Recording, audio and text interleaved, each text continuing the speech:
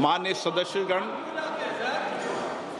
ये प्रश्नकाल है और मेरा आग्रह आपसे निवेदन है कि हमें संसदीय परंपराओं को उच्च कोटि बनाने का प्रयास करना चाहिए और प्लीज और ये मिथक तोड़ना चाहिए कि सदन के प्रथम दिन सदन के अंदर व्यवधान पैदा होगा। हमारे प्रयास होना चाहिए कि हम देश की जनता की भावनाओं के अनुरूप, उनकी इच्छाओं के अनुरूप यहाँ सदन में उनकी आकांक्षा रखें, उनकी भावनाओं को अभिव्यक्त करें और महत्वपूर्ण विषय जो देश में घटना घटी है उन पर व्यापक चर्चा और संवाद हो। इस मिथक को तोड़ना ही चाहिए। मेरा आग्रह आपसे, सदन को आप प्रश्नकाल के बाद प्रश्नकाल जो भी विषय होता है प्रश्नकाल के होते हैं, आप नोटिस दीजिए। ये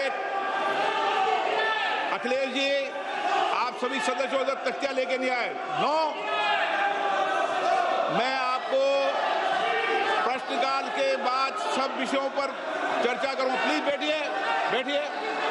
नो, ये तरीका उचित नहीं है। सदन के पहले दिन सदन चले, अच्छी चर्चा हो, व्यापक चर्चा हो। मैं सभी सदस्यों को पर्याप्त समय, पर्याप्त अवसर दूंगा। सदन नियमों प्रक्रियाओं से चलता है। प्रश्नकाल के बाद प्लीज बैठिए। नो, प्रदीप पुरोहित जी। मैं क्वेश्चन नंबर 1 पे जो माननीय मंत्री जी ने जो उत्तर दिए हैं, मैं उनको धन्यवाद देता हूं। व्यापक मात्रा में उनका उत्तर हमको भेजे हैं।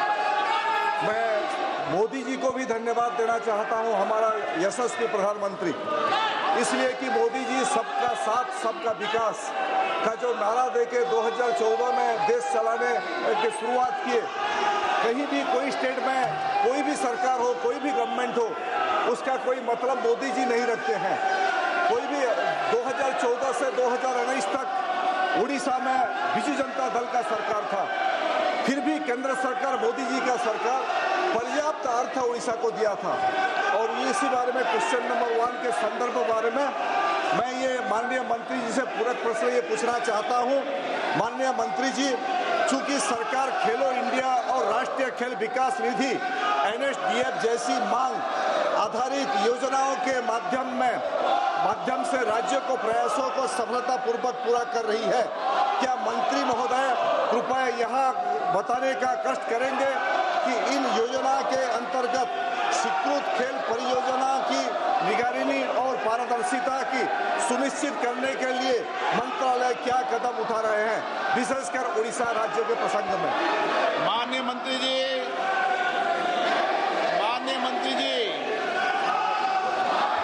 अध्यक्ष महोदय, मैं आपके माध्यम से सदस्य जी को बताना चाहती हूँ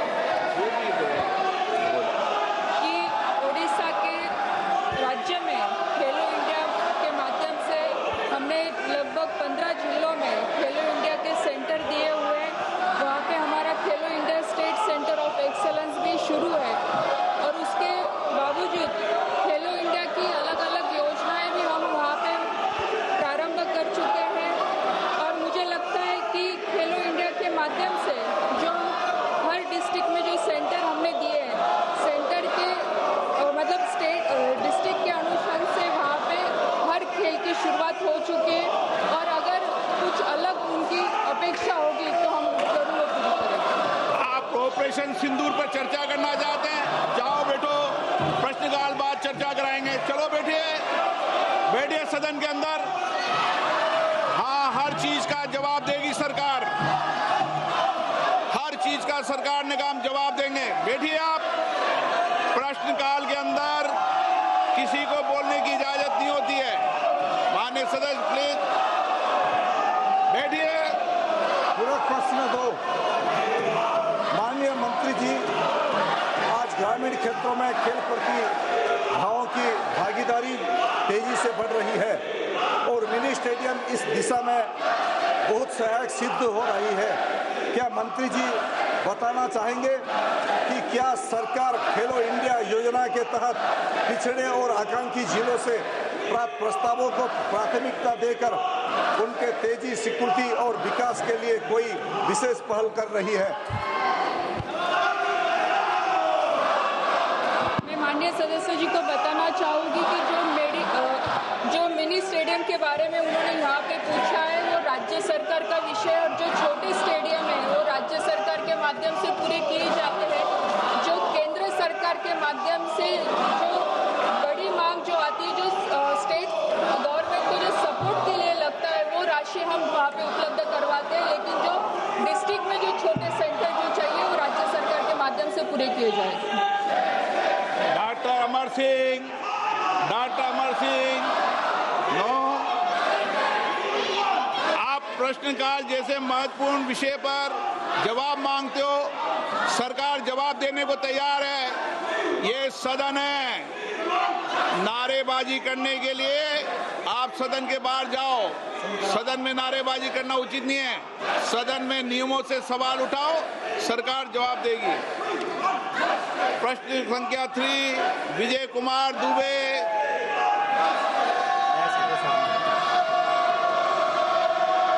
माननीय मंत्री महोदय,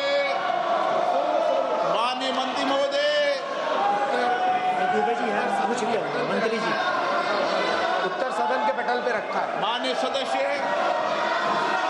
माननीय अध्यक्ष जी, आपके माध्यम से मेरा माननीय मंत्री जी से प्रश्न है। चूँकि पीएम इंटर्नशिप योजना का लाभ विशेषकर देश के किनारे बसे उन पिछड़े जिलों के लिए अति महत्वपूर्ण है जहां की कोई औद्योगिक व्यवस्था नहीं है। असहाय परिवार के युवा यदि कठिन परिस्थितियों में हाई स्कूल इंटर कर लिए तो भी उनको मजबूरीवश मजदूरी करना पड़ता है। अतः क्या माननीय मंत्री जी ऐसे ही जिला कुशीनगर, गोरखपुर ऐसे पिछड़े जहां गत वर्ष मात्र कुशीनगर में 20 बच्चों का स्कोप मिला था कि माननीय मंत्री जी से मेरा प्रश्न है, ऐसे पिछड़े जिले कुशीनगर और अन्य जगह स्कोप को बढ़ाने की व्यवस्था सुनिश्चित करेंगे? आदरणीय अध्यक्ष महोदय, प्रधानमंत्री इंटर्नशिप स्कीम आदरणीय प्रधानमंत्री नरेंद्र मोदी जी के नेतृत्व में देश के 1 करोड़ युवाओं को 5 साल में 1 करोड़ युवाओं को 5 साल के अंदर इंटर्नशिप देगी, जिसमें 10वीं 12वीं ग्रेजुएट तक के जो युवा हैं वो पार्टिसिपेट कर पाएंगे। और वो पहले जो पायलट दिया गया है वो देश के 36 राज्यों में इसका विस्तार हुआ और उसके अंदर 1,81,000 कैंडिडेट्स ने अप्लाई किया और उसके अंदर 1,34,000 एप्लीकेंट शॉर्टलिस्टेड हुए, जिसमें उनको ऑफर्स दिया, 82,000 युवाओं को ऑफर दिया गया और 28,000 युवाओं ने उसको एक्सेप्ट किया है। तो इसमें हर राज्य के लगभग हर जिले के अंदर इसमें पार्टिसिपेंट्स हैं और उन्होंने इसमें भाग लिया है, उनको मौका दिया गया है। गोरखपुर में भी माननीय सदस्य का ये प्रश्नकाल है। मैं माननीय सदस्यों से फिर आग्रह करता हूं, वह अपनी अपनी सीट पर जाकर बैठे। सरकार हर मुद्दों पर जवाब देना चाहती है। सदन चलना चाहिए, सदन पर चर्चा होनी चाहिए, संवाद होना चाहिए। आप तख्तियां लेके नारेबाजी के लिए यहाँ पर नहीं आए। सदन नियमों प्रक्रियाओं से चलता है। नियम प्रक्रिया में उठाए गए हर मुद्दों के पर चर्चा होगी।